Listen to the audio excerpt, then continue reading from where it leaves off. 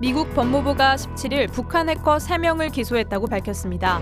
AP통신과 워싱턴포스트 등에 따르면 미 법무부는 전 세계 은행과 기업에서 13억 달러, 우리 돈으로 약 1조 4천억 원 이상의 현금과 가상화폐를 빼돌리고 요구한 혐의로 북한 정찰총국 소속 3명의 해커를 기소했습니다. 해커는 김일, 박진혁, 전창혁이라는 이름을 쓰고 있으며 다양한 명칭을 사용해 해킹 부대를 운용하고 있습니다. 마루야마 다스야 일본 시마네현 지사가 도쿄올림픽 개최에 반대 의사를 표명했다고 교도통신과 NHK가 보도했습니다.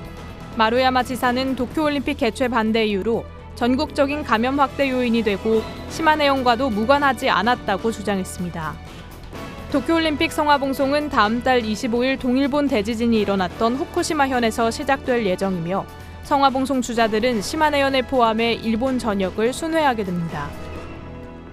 미국 토니 블링컨 국무장관은 미국이 세계보건기구 WHO에 이달 말까지 2억 달러 이상의 금액을 낼 것이라고 밝혔습니다. 트럼프 행정부 시절인 지난해 WHO가 코로나19 대응에 있어 중국 편향적이라고 비난하면서 탈퇴를 했지만 조 바이든 대통령이 취임식에서 곧바로 복귀를 발표한 데 따른 후속 조치입니다. 블링컨 장관은 현지 시간 17일 유엔 안전보장이사회 화상회의에서 WHO 회원국으로서 재정적 의무를 다하기 위한 중요한 조치라고 전했습니다. 화이자 바이오엔테크 두 제약사가 공동 개발한 코로나19 백신이 남아프리카 공화국발 변이를 상대로 항체 보호가 3분의 2 정도 떨어질 수 있다고 로이터 통신을 통해 밝혔습니다.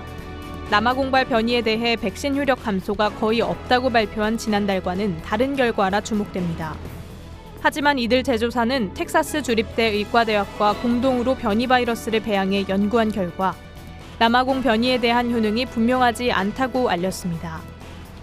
호주 정부가 거대 디지털 플랫폼 업체에 뉴스 콘텐츠 사용료를 지불하도록 강제하는 법안을 추진하면서 페이스북이 호주에서 뉴스 서비스를 제공하지 않기로 했습니다. 앞으로 페이스북 사용자들은 호주 매체들이 올리는 뉴스 콘텐츠를 보거나 공유할 수 없는 등의 불편함을 겪게 됩니다. 하지만 페이스북이 뉴스 서비스 중단 소식을 알린 이후 호주 정부와 페이스북 측이 새로운 방법을 찾기 위해 대화를 이어나가기로 했다고 호주 재무장관이 트위터를 통해 알렸습니다. 구티비 뉴스 진은입니다.